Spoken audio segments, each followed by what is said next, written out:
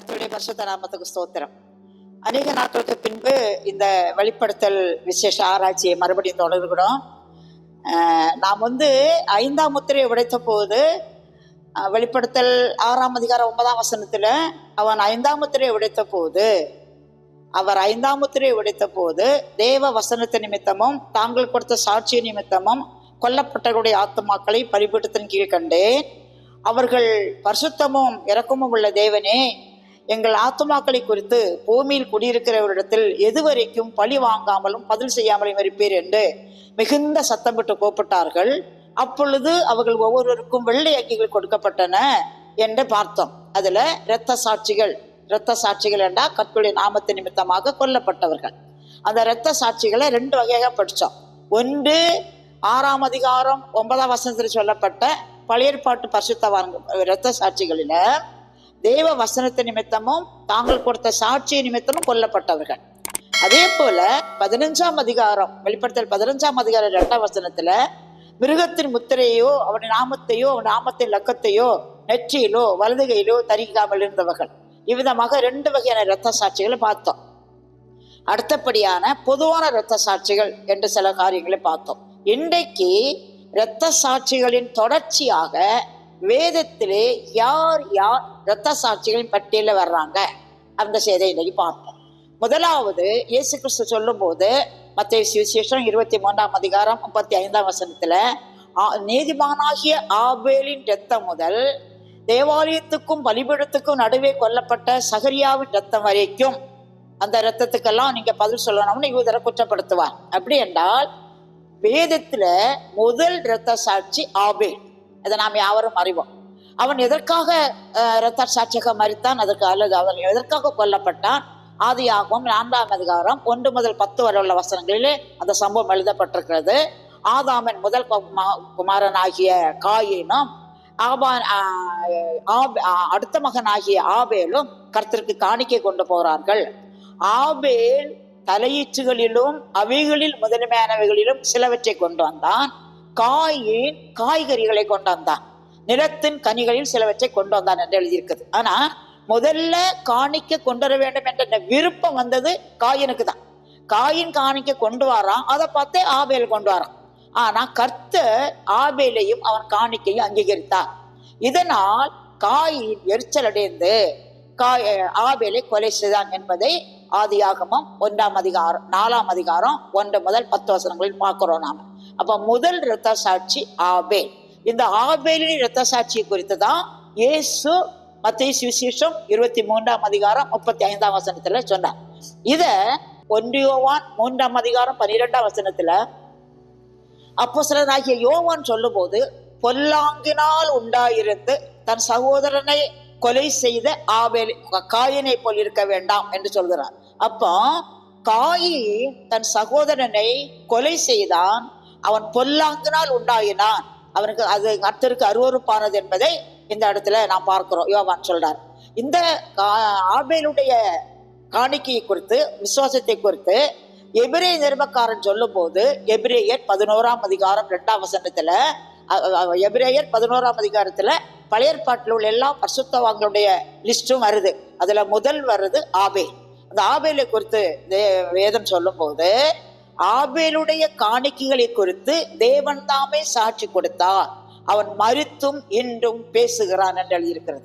அப்போ முதல் இரத்த சாட்சி ஆபேல் என்பதை நாம் பார்க்கிறோம். அடுத்தபடியாக அந்த பழைய ஏற்பாட்டு கால இரத்த சாட்சிகளில் 2வது வருகிறது எகிப்திலே பார்வோன் இஸ்ரவேல் ஜனங்களை கொலை செய்யும் போது கொலை செய்யப்பட்ட ஆண் பிள்ளைகள். அதாவது பார்வோன் பிசாசுக்கு அடையாளமா இருக்கிறான். பார்வோன் இஸ்ரவேல் ஜனங்களை அடிமைப்படுத்தி வைத்திருந்தான். அவனை இஸ்ரவேல் ஜனங்களை அவன் அடிமைப்படுத்த வந்தபடியினால அவன் என்ன அவனை செய்யறன்னு தெரியல. நம்ம யாத்திராகமம் 1ஆம் அதிகாரத்தில் படிக்கும் போது யோசேப்பை அறியாத புதிய ராஜன் ஒருவன் எகிப்திலே தோன்றினான் என்று பார்க்கிறோம். இஸ்ரவேல் ஜனங்கள் யோசேப்புடைய காலத்தில் எகிப்துக்கு போய் யோசேப்பு உயிரோடு இருக்கிறது வரையிலையும் 30 வருஷம் சீரும் சிறப்பமா இருந்தார்கள்.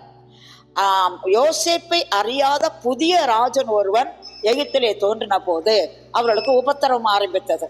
அந்த உபத்திரவ காலத்திலே பார்வோன் என்ன செஞ்சான்னா இஸ்ரவேல் ஜனங்களை அடிமைப்படுத்தினான். அநேகர் சொல்லுவாங்க இஸ்ரவேல் ஜனங்கள் எகிப்துல 400 வருஷம் அடிமையா இருந்தாங்க. அப்ப வேதத்தில் 430 வருஷம் தங்கி இருந்தாங்க. அது என்னன்னா 430 வருஷம் அந்த எகிப்தில தங்கி இருந்தாங்க. 30 வருஷம் யோசேப்பின் காலத்திலே சீரில் சிறப்பமா இருந்தார்கள். யோசேப்பு மரணம் அடைந்த பின்பு பார்வோன் அவர்களை ஒடுக்க ஆரம்பிக்கிறான். பார்வோன் அவனை ஒடுக்கும் போது முதலாவது இந்த ஜனங்கள் பெருக கூடாது என்று அவர்களை சுமை சுமக்கிற வேலையிலே கொடுத்தான், சுமந்தாங்க. ரெண்டாவது சுமை சுமக்கிற வேலையிலேயும் செங்கல் அறுத்து சுட சொன்னான், அதுவும் செஞ்சாங்க. அப்புறம் மூன்றாவதாக செங்கல் அறுக்கிறதுக்கு தாளடிகள் அல்லது வைக்கோல் விறகு தரமாட்டேன், நீங்களே போய் பொறுக்கணும்னு சொன்னான், அதையும் செஞ்சாங்க. அப்படி இருந்தும் இஸ்ரவேல் ஜனங்கள் பருகி கொண்டே இருந்தாங்க. அப்போது பார்வோன் நினைச்சா இஸ்ரவேல் ஜனங்கள் பெருகாதபடிக்கு ஆண் பிள்ளைகளை எல்லாம் கொலை செய்ய வேண்டும் என்று யாத்திராகமம் 2ஆம் அதிகாரத்துல இஸ்ரவேல் ஜனங்களுடைய பெண்களுக்கு மருத்துவம் பார்க்கறது, அவர் டெலிவரி பார்க்கிற நர்சஸ் சிப்போரால் பூவாள், அந்த சிப்போவால் பூவாள் அவங்க 2 பேரையும் கூப்பிட்டு பார்வோன் சொல்லுவான், நீங்க இஸ்ரவேல் ஜனங்களுக்கு பிரசவம் பார்க்க மனையிலே உட்கார்ந்துருக்கும் போது பிறக்கிற குழந்தை ஆண் பிள்ளையா இருந்தா அதை கழுத்தை நசுக்கு கொன்றுங்க, பெண் பிள்ளையா இருந்தா உயிரோடை வைங்கன்னு சொல்லுவான். ஆனா அந்த மருத்துவச்சிகள் பெண் பிள்ளைகளையும் உயிரோட வச்சாங்க, ஆண் பிள்ளைகளையும் உயிரோட வச்சாங்க. அதனால தேவனுடைய ஜனங்களுக்கு உதவி செய்தபடியினால் வேதம் சொல்லுகிறது அந்த மருத்துவச்சியுடைய குடும்பங்கள் தலைக்கும்படி கர்த்தர் செய்தாராம். இப்போது ஆண் பிள்ளைகளும் உயிரோடு இருக்கிறத கேள்விப்பட்ட பார்வோன் அந்த மருத்துவச்சிகளை கூப்பிட்டு கடிந்து கொள்கிறான், நீங்க ஏன் ஆம்பளைகளை உயிரோட வச்சிங்கன்னு. அப்போதான் அவங்க சொல்லுவாங்க, ராஜாவே எபிரேய பெண்கள் அல்லது இஸ்ரவேல் பெண்கள் அதிக பலம் உள்ளவங்க, அவர்களுக்கு மருத்துவச்சி போக தேவை கிடையாது, மருத்துவச்சிகள் போகும்னே அவங்களுக்கு குழந்தை பிறந்துரும் சொன்னான். அப்போது பார்வோனுக்கு இஸ்ரவேல் ஜனங்களை கண்ட்ரோல் பண்ண அதாவது அவங்களுடைய ஸ்ட்ரென்த் பாப்புலேஷனை குறைக்க வேற வழியே இல்லை. அப்பதான் அவன் சொல்லுவான், பிறக்கிற ஆண் பிள்ளைகளை எல்லாம் நைல் நதியில போட்டு விடுங்க, பெண் பிள்ளைகளை மாத்திரம் உயிரோட வைக்க. அப்படி பார்வோனுடைய காலத்துல எண்ணிறந்த குழந்தைகள் நைல் நதியில போடப்பட்டு செத்தது. அதுல தான் மோசே அற்புதமாக காக்கப்பட்டார் என்பதை நாம் அறிவோம். எனவே இரத்த சாட்சிகளில முதல்ல வருகிறது ஆபேல், இரண்டாவது பார்வோனினால் மோசையின் காலத்தில் கொல்லப்பட்ட ஆண் பிள்ளைகள். இவ்விதமாக வந்து கொண்டே இருக்கும் போது நியாயாதிபதிகளுடைய காலம் வருது. நியாயாதிபதி காலத்துல நியாயாதிபதிகள் 11ஆம் அதிகாரத்துல எப்தா என்ற ஒரு மனுஷன் இருக்கிறான். இஸ்ரவேலை நியாய விசாரித்த நியாயாதிபதிகள் 12 பேர். ஒத்தினியை, ஏகூத், சம்கார், தெபோரால், கிதியோன், அபிமெலேக், தோலா, யாவி, இப்தோன், ஏலோன், அப்தோன், சிம்சோன். இந்த 12 பேரும் இஸ்ரவேலை நியாயம் விசாரித்த நியாயாதிபதிகள். அதுல எப்தா என்ற ஒரு மனுஷன் இருந்தான். அவன் எப்ராஹிம் கோத்திரத்தை சேர்ந்தவன். அவன் நியாயாதிபதியாக மாறுகிறான். இப்போது அவன் இஸ்ரவேலுக்கு தலைவர் ஆயிட்டான். அவன் என்ன செய்யணும், அம்மோனியர்களை இவன் முறியடிக்க புறப்படுறான். அப்போது இவருக்கு பலம் கிடையாது. அவன் கர்த்தர்ட்ட ஜெபம் பண்றான், இஸ்ரவேலின் தேவனாகிய கர்த்தரிடத்துல ஒரு ஜெபம் பண்றான், கர்த்தாவே நம்முடைய நாமத்துல இப்படி ஜனங்களுக்காக யுத்தம் பண்ண போறேன், நீர் எனக்கு வெற்றியை தர வேணும். அவ்விதமாக வெற்றி தந்தால் நான் யுத்தத்தை முடித்து வெற்றியோடு என் வீட்டுக்கு வரும்போது எனக்கு எதிராக எது வருமோ அது கர்த்தருக்கு தகனபலி, சர்வாங்க தகனபலி ஆகும் என்று ஒரு பொருத்தனை பண்றான். இது முட்டாள்தனமான பொருத்தனை பாருங்க. ஒரு எது வருமோ, யார் வருமோ நம்ம சொல்லல, எது வருமோன்னு சொல்றான். இப்போ அவன் யோசிச்சிருக்கணும், ஒரு ராஜா ஒரு தலைவன் யுத்தம் பண்ணி வெளியே வரும்போது ஆடு மாடுமான்னு எதிர்த்தாப்புல வரும். ஆனா அவன் கூட யோசிக்காம அந்த தேவன் மேல உள்ள வைராக்கியத்தினால எனக்கு எது எதிர்கொண்டு வருமோ அது கர்த்தருக்கு சர்வாங்க தகன பலியாகும்னு சொன்னான். யுத்தம் நடந்தது, இவன் வெற்றி பெற்றான். அவனுக்கு ஒரே ஒரு பொம்பளை, கல்யாணம் பண்ணாத கன்னிப்பெண். அவ தன்னுடைய கணவனுடைய வெற்றியை கொண்டாடத்தக்கதாக தம்பரு வாசித்து நடனம் ஆடி பாட்டு பாடிட்டு அவனுக்கு எதிராக வர்றான். இதை பார்த்தவன் அவையோன்னு கதறான், என் மகளே எனக்கு வேதனைப்படுத்திட்டியே, நான் வாயை திறந்து எப்படி சொல்லிட்டேன் அப்படின்னு. அந்த பொண்ணு பாருங்க, அப்பா நீங்க வருத்தப்பட வேண்டாம், 2 மாசம் எனக்கு டைம் தாங்க, என்னுடைய தோழிகளோடு கூட சேர்ந்து நான் மலையில போய் துக்கம் கொண்டாடிட்டு வரேன், அதன் பின்பு எங்களுடைய வார்த்தையின்படி எனக்கு செய்யுங்கன்னு சொல்றான். அதே போல் அவ போனா அது 2 மாசம் கழிச்சு வந்தா வேதம் சொல்லுகிறது, நியாயாதிபதிகள் 11ஆம் அதிகாரம் கடைசி வசனங்கள்ல எப்தா அவளுக்கு சொல்லியிருந்தபடியே அவளுக்கு செய்தருளினான். இஸ்ரவேல் புத்திரர் மாசந்தோறும் அவன் வருஷந்தோறும் 3 நாள் எபிராய மலைகளிலே அவளை மித்தம் துக்கம் கொண்டாடினார்கள். அப்படின்னா அவளை எப்தா சர்வாங்க தகன பலியாக கர்த்தருக்கு பலியிட்டான். அதை கர்த்தர் இப்போ ஏற்றுக்கொண்டாரோ ஏற்றுக்கொள்ளையோ அப்படி செய்தான் என்று வேதம் சொல்லுகிறது. ஆனால் என்னுடைய கணக்கின்படி எப்தாவின் மகள் இரத்த சாட்சிகளை கூட்டத்தில் வரான். கர்த்தருக்கு ஸ்தோத்திரம். அடுத்தபடியாக இரத்த சாட்சிகளில வர்றது 1 ராஜாக்கள் 21ஆம் அதிகாரத்தில் ஒரு சம்பவம் வரும். நீங்க வேதத்தில் உள்ள எல்லா சம்பவங்களும் சரித்திரங்களும் கட்டாயம் மக்களுக்கு தெரிஞ்சிருக்க வேணும். அப்பதான் நம்முடைய ஜீவியத்தை ஆராய்ஞ்சு பார்க்கவும், நம்முடைய ஜீவியத்தில் விசுவாசத்தை பலப்படுத்தவும், கர்த்தர் அவர்களுக்கு செய்ததை எனக்கும் செய்தார் என்ற அறிவு நமக்கு வரும். 1 ராஜாக்கள் 21ஆம் அதிகாரத்துல நாபோத் என்ற ஒரு மனுஷன் இருக்கிறான். அவன் ஒரு இஸ்ரவேலன்.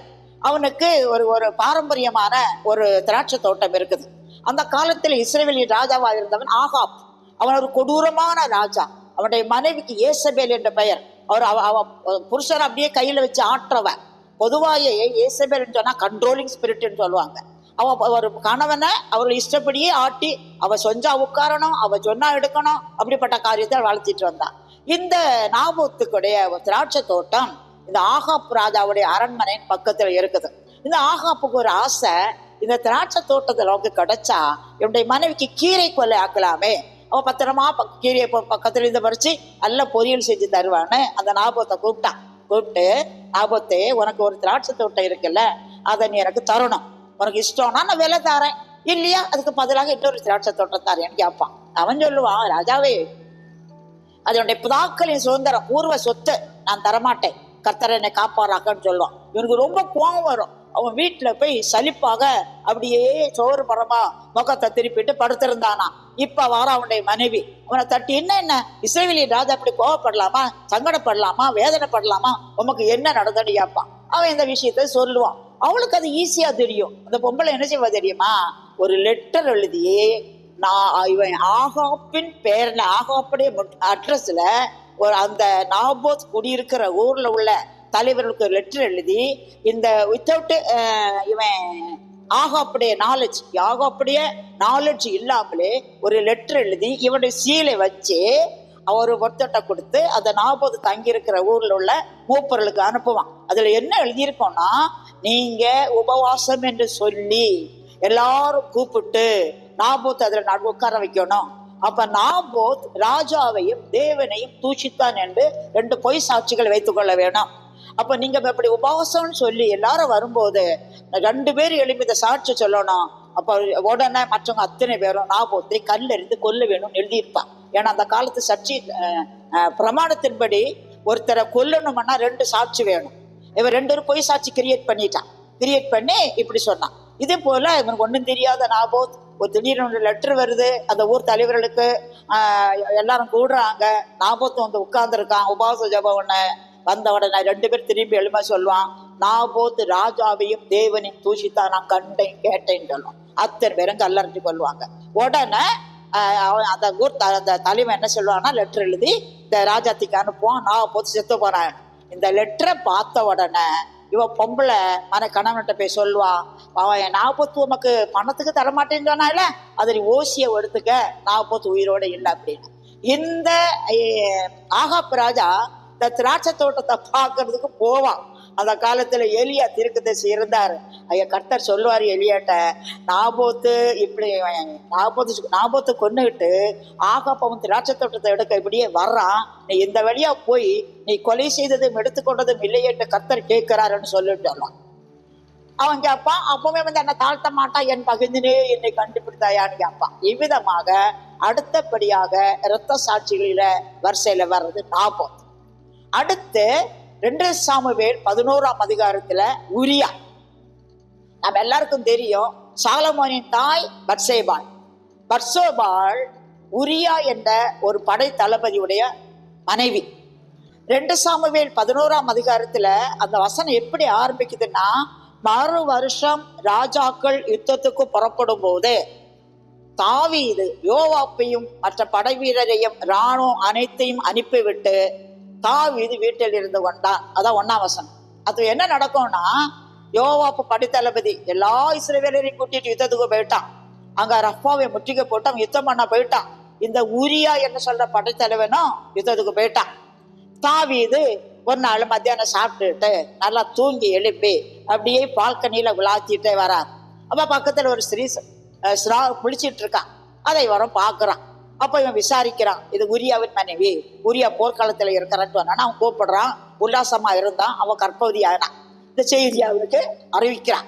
இப்போது தாவீதுக்கு அந்த செய்தியை மறைக்கணும், தான் இதுக்கு காரணம் இல்லை என்பதை நிரூபிக்கும்படியாக உடனே அந்த யோவாப்புக்கு கடிதம் எழுதி உரியாவை வீட்டுக்கு வர சொல்லி சொல்றான். உரியா வரான். உரியா வந்த உடனே ஒவ்வொருத்தரும் படையிலேருந்து வந்தோடனே ராஜாவுக்கு சல்யூட் பண்ணி தானே வீட்டுக்கு போனோம். இவன் ராஜாட்ட வந்தோடனே இவன் நல்லா சாப்பாடு கொடுப்பான், நல்லா குடிக்க கொடுப்பான். ஊரியாவே நீ வீட்டுக்கு போன்னு சொல்லுவான். வீட்டுக்கு போக மாட்டான். மறுபடியும் அடுத்த நாள் ஆகும். அடுத்த நாள் இவன் நல்லா சாப்பாடு கொடுப்பான், நல்லா குடிக்க கொடுப்பான். உரியா நீ வீட்டுக்கு போ அப்படின்னு சொல்லுவான். வீட்டுக்கு போக மாட்டான். அவன் சொல்லுவான், யோவாப் படைத்தளபதியும் எல்லா இராணுவமும் காட்டுல இருக்கும் போது நான் என் வீட்டுக்கு போய் என்ன நல்லா சாப்பிடவும் என் மனைவியோட உல்லாசம் இருக்க போக மாட்டேன்னு சொல்லுவான். தாவீது எவ்வளவோ ட்ரை பண்ணுவான், அவன் போக மாட்டான். போகாத உடனே தாவீது என்ன செய்வானா, ஒரு லெட்டர் எழுதுவான். அந்த இவனை போல நாபோத்தை கொல்ல ஆகாபின் மனைவி எழுதினது போல உரியாவை கொல்ல தாவீது லெட்டர் எழுதுவான். என்ன எழுதுவான்? யாருக்கு? யோவாப்புக்கு. நீ போர் முனையிலே மும்மரமாய் போர் நடக்கும் போது பலசாலிகள் நிக்கிற இடத்துல உரியாவை விட்டு அவன் வெட்டுண்டு சாகும்படி செய்ய எழுதிடுவான். அதை லெட்டரை அவனே எழுதி அவங்க கையிலே கொடுத்து அனுப்புறான். இவன் கொண்டு போறான். பாவம் ஒன்னும் தெரியாத அப்பாவி. அங்க போன உடனே யோவாப்பு லெட்டரை வாங்குவான். அதே போல செய்வான். ஏன்னா நம்ம இந்த காலத்தை போல கேள்வி கேட்கவோ சட்டசபையோ பாராளுமன்றமோ எதிர்கட்சியோ கிடையாது. இன்னைக்கு ராஜா சொன்னதுதான். இந்த லெட்டர் வந்தது, அவன் ஒண்ணுமா கேட்க முடியல. அதே போல உரியாவை முக்கியமான இடத்துல விட்டான், அவன் செத்து போனான். அதே லெட்டர் இங்க வருது. வந்த உடனே அவன் ஒரு லெட்டர் எழுதுவான், இப்படி போர் மும்மரமா இருந்தது, இத்தனை பேர் செத்து போனாங்க, உங்க அடியானாகிய உரியாவும் செத்து போனான். அதை கேள்விப்பட்டோன்னா தாவீது அதை இட் இஸ் ஓகே, ஒன்றும் கிடையாது, இப்படி இருக்கட்டும், பரவாயில்ல, தோணும் அப்படிதான் இறக்கும்னு சொல்லிடுறான். ஆனா அவள் அந்த உரியவர் மனைவியாகிய பட்சைபாளுக்கு செய்தி போகும். அவள் சில நாள் துக்கம் கொண்டாடுவான். துக்கம் கொண்டாடிட்டு அவள் மறுபடியும் தாவீது அவளை மனைவியாக ஏற்றுக்கொண்டாள். மீதி காரியம் நான் நிறைய விஷயம் சொல்ல வேண்டியதுக்குனால சொல்லல. நீங்க 2 சாமுவேல் 11ஆம் அதிகாரத்தில் படிச்சு பார்த்து விடுங்க. அப்போ இந்த உரியா இரத்த சாட்சிகள் கூட்டத்துல வரான். கர்த்தருக்கு ஸ்தோத்திரம். மறுபடியுமாக இந்த இரத்த சாட்சிகளில வரிசையில வர்றது நான் முதல்ல சொன்ன வசனம் பார்த்தீங்களா? ஆபேல் முதல் சகரியா வரைக்கும். அந்த சகரியா 2 ராஜாக்கள் 34ஆம் அதிகாரம் 35ஆம் வசனத்துல சகரியாவுடைய சந்தர்ப்பம் வருது. அதாவது அந்த யோயிதா என்ற ஒரு ஆசாரியன் இந்த அத்தாரியா குடும்பத்துல யோவாஸ் என்ற ஒரு சின்ன பையனை எடுத்து வளர்த்தி அவனை 7 வருஷம் ஒழிச்சு வச்சு 7 வருஷத்துக்கு பிறகு அவனை ராஜாவாக்கி அவனுக்கு ராஜ தந்திரங்களை சொல்லி கொடுத்து அவனுடைய ஆலோசனை பேரில் நடந்து வந்தான். யோகிதா மரிச்சு போனான். யோகிதாவுக்கு பிறகு அவனுடைய குமாரன் ஆகிய சகரியா தீர்க்கதரிசியாக மாறான். இப்ப பாருங்க, மூத்த ஊழியர்கள் ஊழியம் செஞ்சு அவங்க காலத்துக்கு பிறகு அவங்க பிள்ளைகள் ஊழியத்துல வந்தது போல இப்ப நாங்களும் ஒரு சூத்திரம் 1969 என்னுடைய கணவனார் பாஸ்டா இருக்கிறாரு. நாங்க இன்னைக்கு நானும் என்னுடைய 2 பிள்ளைகளும் ஊழியத்தில் இருக்கிறோம். இப்ப எங்க காலத்துக்கு பிறகு எங்க பிள்ளைய ஊழியம் செய்யறது போல அதே போல அநேக சபைகளில ஊழியம் இருக்குது. அப்பா போன பிறகு அப்பாவுடைய ஊழியத்தை பிள்ளைகள் செய்யறாங்க. அதே போல அந்த யோகிதா என்ற மனுஷனுடைய மகனாகி சகரியா ஊழியத்துல இருக்கும் போது ஒரு சம்பவம் நடக்குது. எனக்கு ரொம்ப பிடித்தமான ஒரு விஷயம் என்னன்னா, அந்த காலத்துல ஒரு பிரச்சனைகள் வந்தா மக்களை கூட்டுவாங்க. தெய்வ பக்தி உள்ள ராஜாக்கள் மக்களை கூட்டும் போது அங்க உள்ள ஒருத்தர் மேல வருஷத்தவனை வந்து இறங்கி அந்த விஷயத்த சொல்லுவான். இது இப்படி நடக்கும், இது இப்படி நடக்கும், இப்படி செய்த அவன் நன்மை செஞ்சா இப்படி நடக்கும்னு சொல்லுவார். தீமை செஞ்சா நீ இப்படி தீமை செஞ்சதுனால உனக்கு தண்டனை வரும்னு சொல்லுவார். அதே போல இந்த யோவாஸ் ராஜாவுடைய காலத்துல யோகிதா என்ற ஆசாரியன் மரிச்சு போன பிறகு யோகிதாவுடைய குமாரனாக சகரியா தீர்க்கதரிசியா இருக்கிற காலத்துல ஒரு பிரச்சனை வந்து போச்சு. அப்போது இவங்க எல்லாம் கூடியிருக்கும் போது கர்த்தருடைய ஆவியானவர் இந்த சகரியாவின் மேல வந்து இறங்கி அவன் உண்மையை சொல்றான் தீர்க்க தரிசனமா. அந்த உண்மை இந்த யோவாஸ் ராஜாவுக்கு விரோதமானது. உடனே இவன் யோசிக்காம தன்னுடைய தகப்பன் இவனை வளர்த்துனதையும் இவன் ராஜாவாக்குனதையும் மறந்து அந்த 7 தீர்க்க தரிசியை கல்லறிஞ்சு கட்டளை போடுவான். இவன் சாகும் போது கர்த்தரதை பார்ப்பாராக, கர்த்தரதை கேட்பாராக சொல்வார். இவர் தான் பழைய ஏற்பாட்டு கால கடைசி தீர்க்கதரிசி. அடுத்து இயேசு பறக்கிறார். இப்ப பாருங்க, அடுத்த தீர்க்கதரிசிகள் லிஸ்ட்ல வருது. இயேசு பிறந்த போது கொல்லப்பட்ட எண்ணிறந்த ஆண் பிள்ளைகள். மோசே பிறந்த போதும் ஏராளமான ஆண்கள் நைல் நதியிலே போட்டு கொல்லப்பட்டார்கள். அது யாரு? பார்வோனால. இப்போது ஏரோது ராஜா. இப்போ இயேசு, மத்தேயு சுவிசேஷம் 2ஆம் அதிகாரம். இப்ப இயேசு பிறக்கிறான். இயேசு பிறந்ததுக்கான அடையாளம் வானத்துல தெரியுது. அதை பார்த்து நட்சத்திரத்தை ஃபாலோ பண்ணி சாஸ்திரிகள் வர்றாங்க. சாஸ்திரிகள் ஏரோது ராஜாவிட்ட போய், யூதருக்கு ராஜாவாக பிறந்திருக்கிறவர் எங்கே? கிழக்கிலே அவருடைய நட்சத்திரத்தை கண்டு அவரை பணிந்து கொள்ள வந்தோம் என்றார்கள். இவன் விசாரிச்சு பார்த்தா எங்க அரண்மனையில ராஜா பிறக்கல சொல்லிட்டு ஒண்ணு சொல்லுவான். நீங்க போங்க, அப்படி ராஜா பிறந்திருந்தா நீங்க அவரை பார்த்துட்டு எனக்கும் வந்து அவரை சொல்லுங்க, நானும் போய் அவரை பணிந்து கொள்ள வேணும்னு சொல்லுவான். சொல்லி அவங்களை அனுப்பும். அவனை உள்ளான எண்ணம் என்னன்னா, அந்த எனக்கு ராஜராகத்துக்கு விரோதமாக ஒரு குழந்தை பிறந்தா அவன் ராஜாவாகத்தான் இருக்கணும், அவனை முதல்ல சங்காரம் பண்ணணும் உள்ள எண்ணத்தெல்லாம் இருப்பான். இப்ப மறுபடியும் நட்சத்திரத்தை ஃபாலோ பண்ணி அவங்க போவாங்க, குழந்தைய பார்ப்பாங்க, குழந்தைக்கு பரிசு கொடுப்பாங்க. அங்க தங்கி இருக்கும் போது கர்த்தருடைய தூதன் அவங்களுக்கு சொப்பனத்துல சொல்லுவார், நீங்க ஏரோதுட்ட போக வேண்டாம், அவன் பிள்ளையை கொலை செய்ய வகை தேடுவான், நீங்க வேறு வழியா போயிருங்க. இவங்க வேறு வழியா போயிடுவாங்க.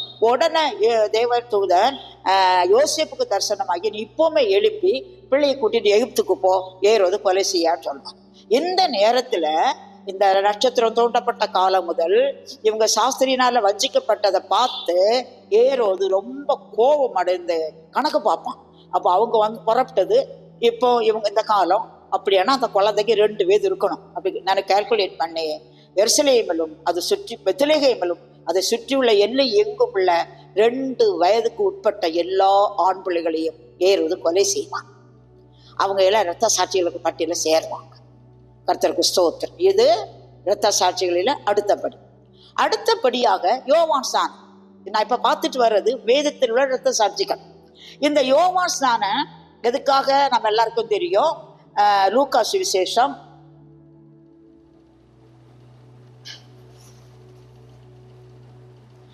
அடுத்தபடியாக யோவான் ஸ்நானம் மத்தேயு சுவிசேஷம் 14ஆம் அதிகாரம் 12ஆம் வசனம். நமக்கு தெரியும், அந்த காலத்திலே ஏரோது தன் சகோதரனாகிய பிலிப்புவை மனைவியாக வைத்தது நிமித்தம் யோவானால கடிந்து கொள்ளப்பட்டு யோவானை சிறைச்சாலையில வச்சாச்சு.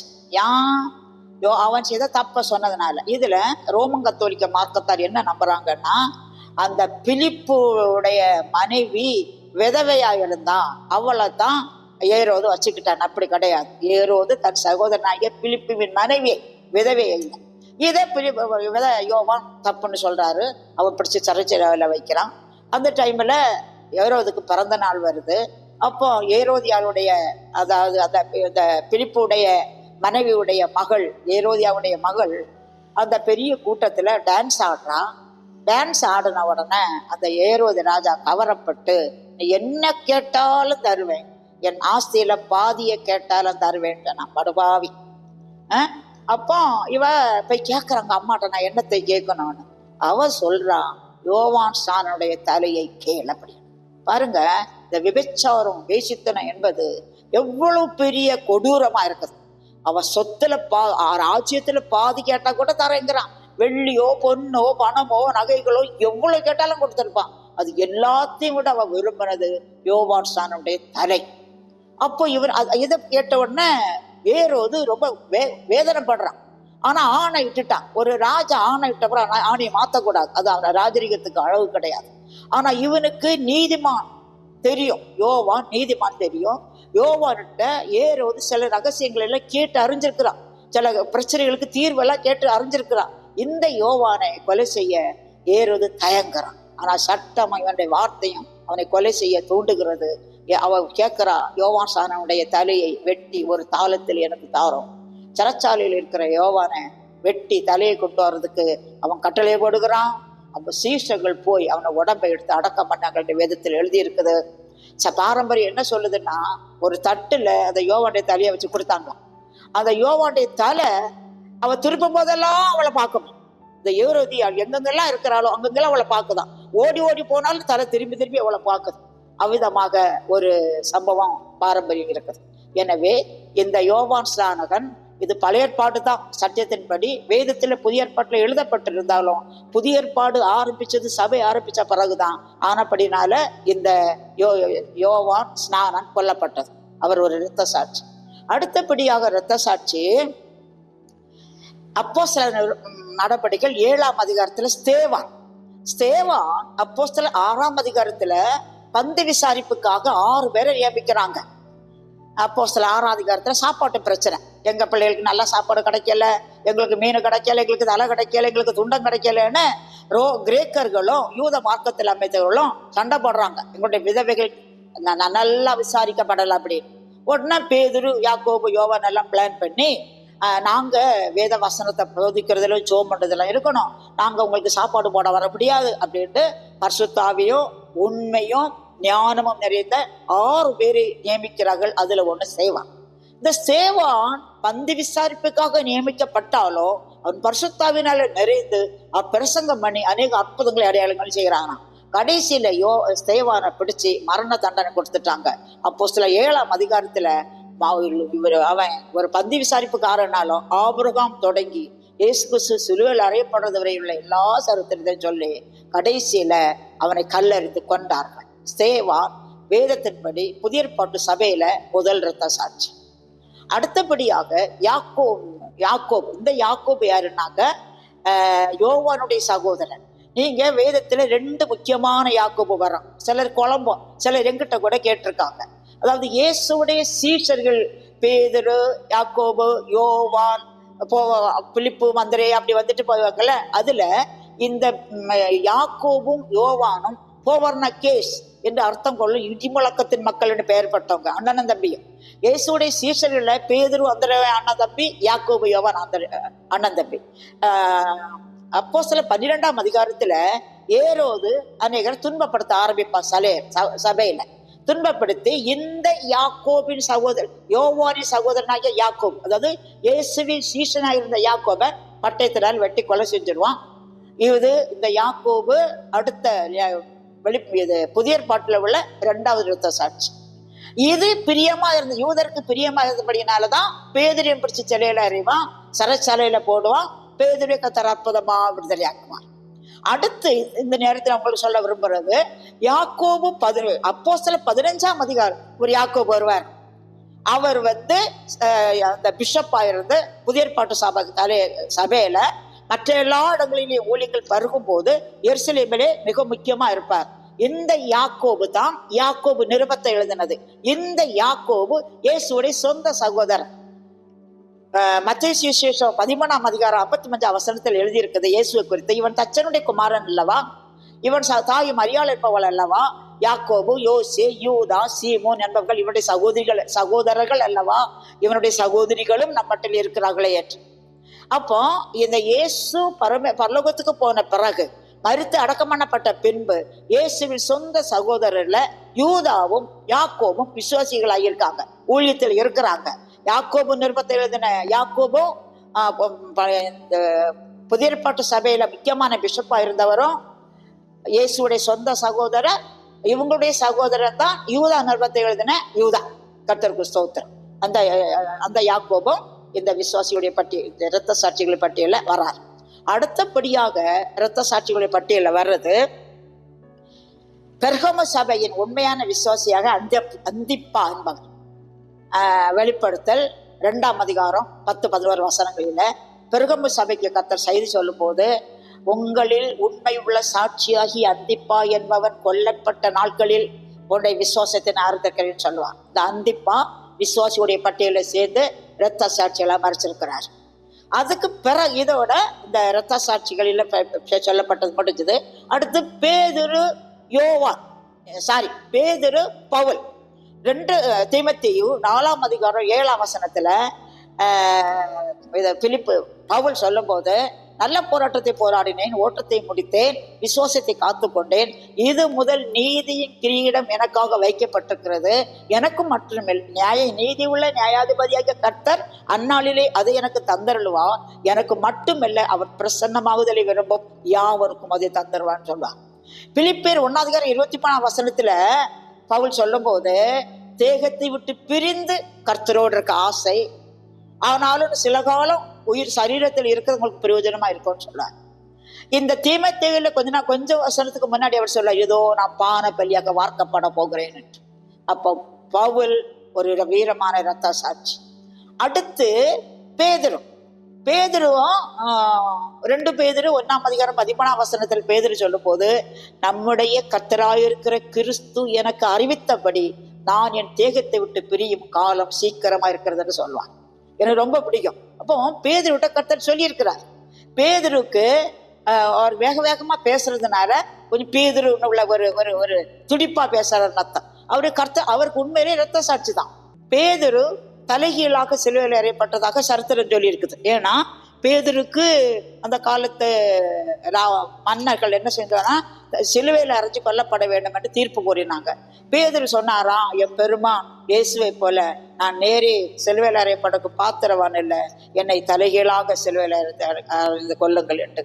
2 பேதுரு 1:13 பேதுரு எழுதுறாரு, நம்முடைய கர்த்தராயிருக்கிற இயேசு கிறிஸ்து எனக்கு அறிவித்தபடி நான் என் தேகத்தை விட்டு பிரியும் காலம் சீக்கிரமா இருக்குது என்று. இப்போ பேதுருவிட்ட கர்த்தர் சொல்லியிருக்கிறார், பேதுருவே இன்ன நாள் நீ வரணும், ரெடியா இருந்துக்க அப்படின்னு. ரொம்ப சந்தோஷம் இல்லை? எவ்வளவு நல்லா இருக்குது. அடுத்தபடியாக வேதத்திலே சொல்லப்பட்ட இரத்த சாட்சிகளை தான் நம்ம பார்க்கிறோம்.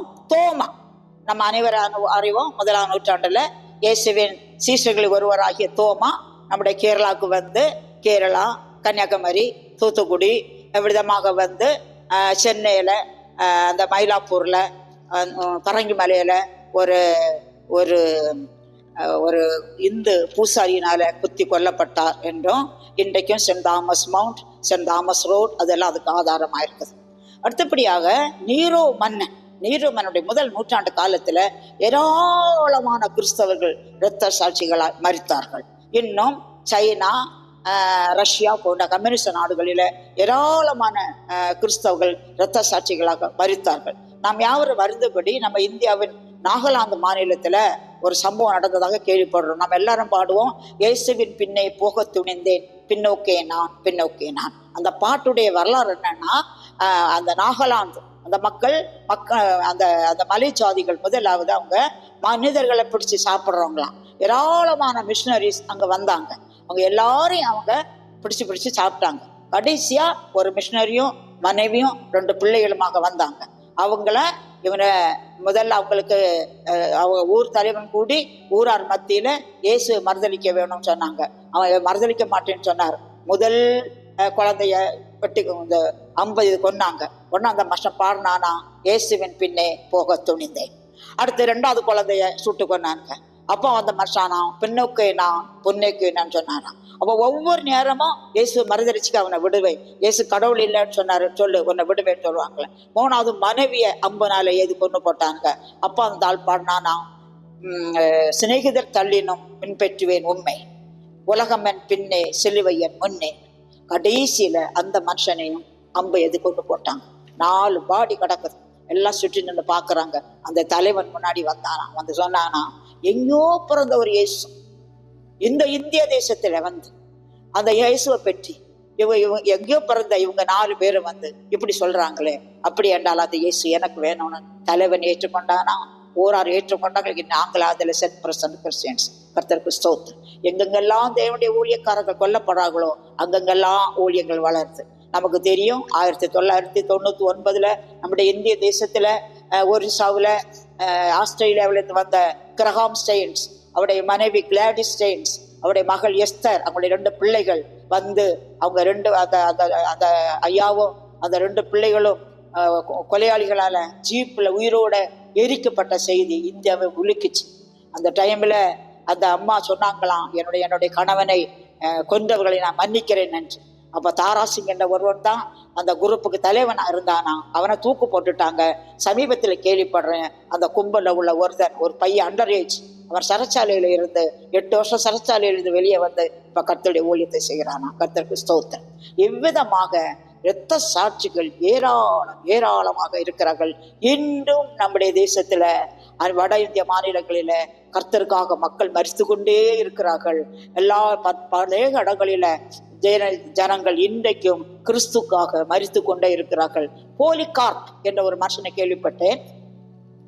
அவர் யோவான் சானோட டைரக்ட் சீஷனா, 90 வயது அவருக்கு அவரை எரித்து கொள்ள வேண்டும் என்று தீர்ப்பு வந்து போச்சு. அந்த கொலையாளி வந்து நிற்கிறான். இவர் ரொம்ப பலமா இருக்கிறார். அந்த கொலையாளி கேட்கிறான் அவர்கிட்ட, ஐயா ஒரே ஒரு மரம் இப்படி லைட்டா தலையை ஆட்டுங்க, மீதியெல்லாம் நான் பாத்துக்கிறேன், உங்களை எப்படியாக நான் கொல்லுவேன் அப்படின்னு. அவர் சொல்லாராம், தம்பி நீ நெருப்பை ஊத்தி வைக்கல போட்டு நெருப்பை ஊத்தி பெட்ரோல் ஊத்தி என்னை கொளுத்து, நான் அலறவே மாட்டேன், நான் கத்த மாட்டேன், நான் கதற மாட்டேன், நீ என்ன சொன்னாலும் நான் மாட்டேன்னு சொல்ல மாட்டேன். எவ்வளவோ கெஞ்சு பார்த்து கடைசியில் அவரை எரித்து கொண்டான். ஏராளமான தேவ மக்கள் எரித்து கொல்லப்பட்டார்கள், வெட்டப்பட்டு கொல்லப்பட்டார்கள். அவர்கள் அனைவருக்கும் ஒரு நம்பிக்கை இருக்கிறது, இயேசு கிறிஸ்து வருவார், அவர் நித்திய ராஜ்யத்திலே இரத்த சாட்சிகளில கூட்டத்திலே அவர்கள் இருப்பார்கள். இன்னும் இரத்த சாட்சிகளுடைய தொகை நிறைவேறவில்லை, அந்த தொகை நிறைவேறும் போது கர்த்தர் வருவார். எனவே இப்படிப்பட்ட இரத்த சாட்சிகளுக்காக நாம் கர்த்தரை ஸ்தோத்திரிப்போம். இன்னும் தேவர நாமத்துக்காக ஜனங்கள் பாடுபடும் போது அவர்கள் வேதனை அடையாமல், பின்வாரிக்கு போகாமல், கலங்காமல், திகைக்காமல் கர்த்தருக்காக தைரியம் அளிக்கத்தக்க தைரியத்தை கர்த்தர்களுக்கு கொடுப்பாராக. கர்த்தரை நம்ம மயப்படுவதாக. கர்த்தருக்கு ஸ்தோத்திரம். அடுத்த பதிவில இந்த இரத்த சாட்சிகள் நித்தியத்தில் எப்படி இருப்பார்கள், அவர் என்ன இடம் என்பதை பார்ப்போம். கர்த்தர் நம்மோடு கூட இருப்பாராக. இப்போ நம்ம இந்த 5ஆம் முத்திரை உடைக்கப்பட்ட செய்திதான் இது. 6ஆம் முத்திரை உடைக்கப்பட்டதுன்னு முடியல, அப்புறம் தான் 7ஆம் முத்திரை உடைக்கப்படும், அப்பதான் எக்காலங்கள் ஊதப்படும். எனவே அந்த நான் முதல்ல சொல்லப்பட்டபடி வெளிப்படுத்தல லைனா படிச்சுட்டு வராம அங்கங்கே நம்ம பிரிச்சு அந்த டாபிக்ஸை முடிக்கிறோம். இப்ப இரத்த சாட்சிகளை முடிச்சிருக்கிறோம். கர்த்தருடைய கிருபை நம்மோடு கூட இருப்பதாக. கர்த்தருக்கு ஸ்தோத்திரம்.